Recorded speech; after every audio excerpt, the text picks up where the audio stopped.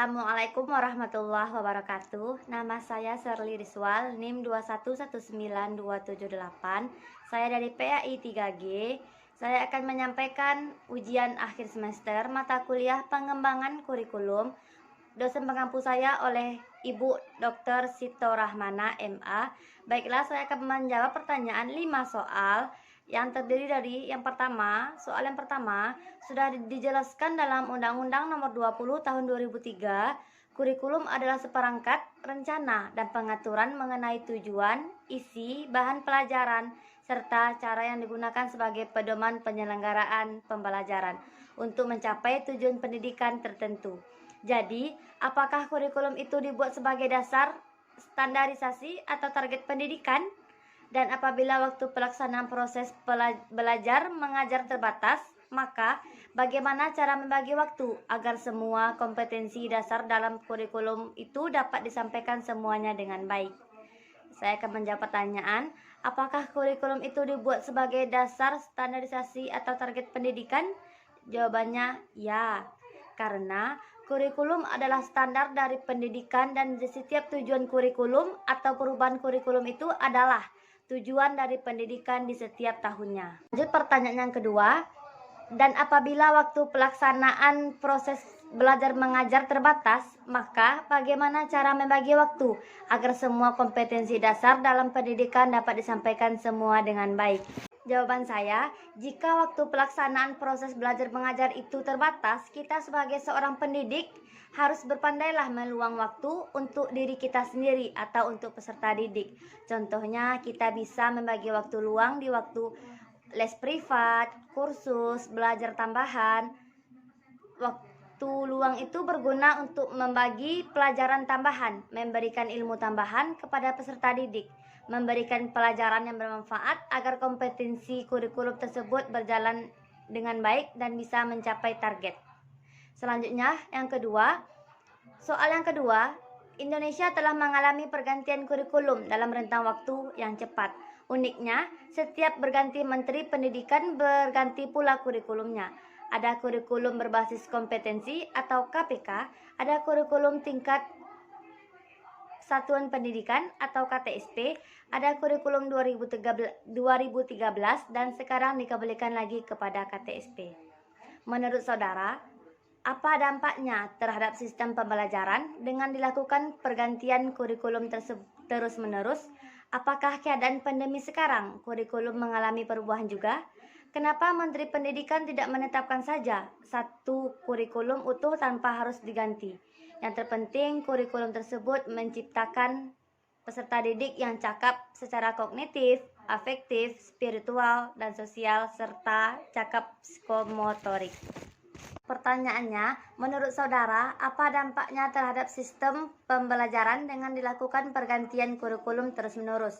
Menurut saya, perubahan kurikulum dapat berdampak baik dan buruk bagi sistem pembelajaran, di mana dampak baiknya yaitu bisa belajar dengan mengikuti perkembangan zaman yang semakin maju, yang mengharuskan pendidik bermutu dan peserta didik pun juga bermutu. Peserta didik harus dapat belajar dengan baik, giat, tekun dalam setiap pembelajaran. Dan dampak negatifnya, menurunnya mutu pendidikan. Perubahan kurikulum yang terus-menerus dapat menurunkan prestasi peserta didik, karena peserta didik tidak mampu menyesuaikan diri dengan sistem pembelajaran pada kurikulum yang baru. Selanjutnya, apakah keadaan pandemi sekarang kurikulum mengalami perubahan juga? Menurut saya, ya, di mana pemerintahan tersebut telah memberikan kurikulum darurat. Kurikulum darurat tersebut disesuaikan dengan keadaan sekolah masing-masing. Ada yang menerapkan kurikulum secara daring bagi daerah yang zona merah dan dapat dilakukan pembelajaran tatap muka bagi daerah yang zonanya hijau. Namun, juga harus memenuhi penerapan protokol kesehatan yang telah ditentukan. Dan juga, peserta didik harus fokus kepada kompetensi yang esensial dan kompetensi yang menjadi prasyarat untuk pembelajaran ke tingkat selanjutnya. Nah, pembelajaran tersebut bukan melebar namun mendalam, dan ini berlaku sampai akhir pembelajaran. Selanjutnya, kenapa Menteri Pendidikan tidak menetapkan saja satu kurikulum utuh tanpa harus diganti? Yang terpenting, kurikulum tersebut menciptakan peserta didik yang cakap serta kognitif, efektif, spiritual, dan sosial, serta cakap psikomotorik. Karena di sejumlah sekolah mengalami kegagalan dalam menetapkan kurikulum tingkat satuan pendidikan. Menurut perwakilan Pusat Kurikulum dan Pembukuan, hasil evaluasi menunjukkan banyak sekolah yang tidak mampu menerapkan KTSP. Selanjutnya, soal yang nomor 3. Pengembangan kurikulum harus didasarkan pada landasan dan prinsip pengembangan yang berlaku, agar pengembangan kurikulum dilaksanakan sesuai dengan pelaksanaannya. Jika ada, apakah sudah terjangkau untuk seluruh pelaku dan pelaksanaan pendidikan? Lengkapi jawaban dengan contoh yang nyata. Baiklah, saya akan menjawab pertanyaan nomor 3. Menurut saya ada, karena sosialisasi kurikulum sangat penting dilakukan dalam pengembangan kurikulum. Pemberian alternatif kurikulum tanpa adanya sosialisasi akan sia-sia, karena sekolah dan pendidik akan kesulitan dalam mengimplementasikan. Pemerintah perlu memberikan sosialisasi yang baik agar pendidik dapat menerapkan kurikulum yang telah dirancang dengan tepat. Contoh nyata yaitu upaya pelaksanaan sosialisasi kurikulum darurat pada masa pandemi ini yang dilakukan oleh pemerintah. Kurikulum darurat yang diterbitkan sebagai respon atas meluasnya pandemi COVID-19, oleh karena itu diperlukanlah sosialisasi supaya tidak menimbulkan kebingungan yang baru di kalangan pendidik dan peserta didik. Karena tanpa adanya sosialisasi yang memadai, penerbitan kurikulum ini tidak bisa berlanjut. Itulah jawaban dari soal nomor 3. Soal nomor 4, tidak menutup mata, kenyataan di lapangan sering kita jumpai pendidik yang ada di sekolah kurang memahami model-model pengembangan kurikulum. Padahal, pemahaman tentang kurikulum merupakan salah satu unsur kompetensi pedagogik yang harus dimiliki oleh seorang pendidik, dan model pengembangan kurikulum pun adalah bagian terpenting dalam pengembangan kurikulum. Apa yang salah mengenai hal ini dan apa solusinya menurut saudara?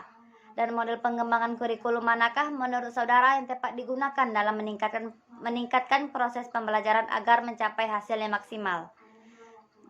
Baiklah, pertanyaannya, apa yang salah mengenai hal ini dan apa solusinya menurut saudara? Karena masalah di sini adalah minat seorang pendidik perubahan proses pembelajaran, rendahnya moral spiritual, budaya membaca dan meneliti pun masih rendah.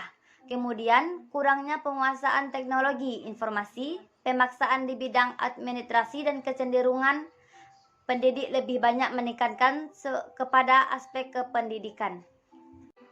Solusinya, seorang pendidik dituntut untuk lebih kreatif, inovatif, serta untuk lebih meningkatkan kinerja, pengetahuan, keterampilan, dan sikap dari pendidik itu tersebut. Selanjutnya, model pengembangan kurikulum yang manakah yang tepat digunakan dalam meningkatkan proses pembelajaran agar mencapai hasil yang maksimal? Menurut saya pribadi, model pengembangan yang digunakan ialah model pengembangan kurikulum 2013.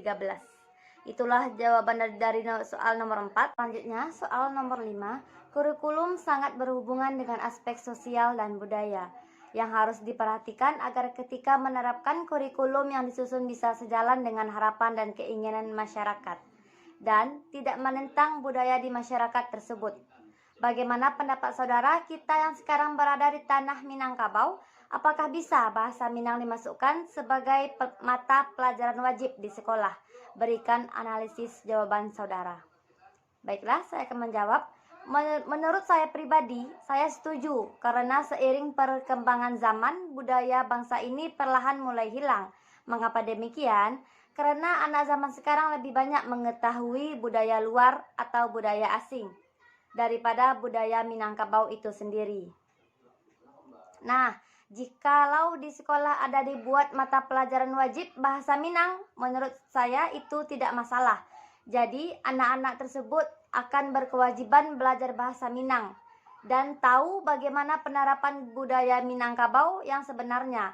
Jika budaya Minangkabau terus dipelajari, maka akan terus berkembang. Itulah jawaban analisis dari saya, jawaban soal nomor 5. Itulah Soal 1 sampai soal nomor 5 telah saya jawab semampu saya. Mudah-mudahan bermanfaat. Kurang dan lebihnya saya mohon maaf. Wassalamualaikum warahmatullahi wabarakatuh.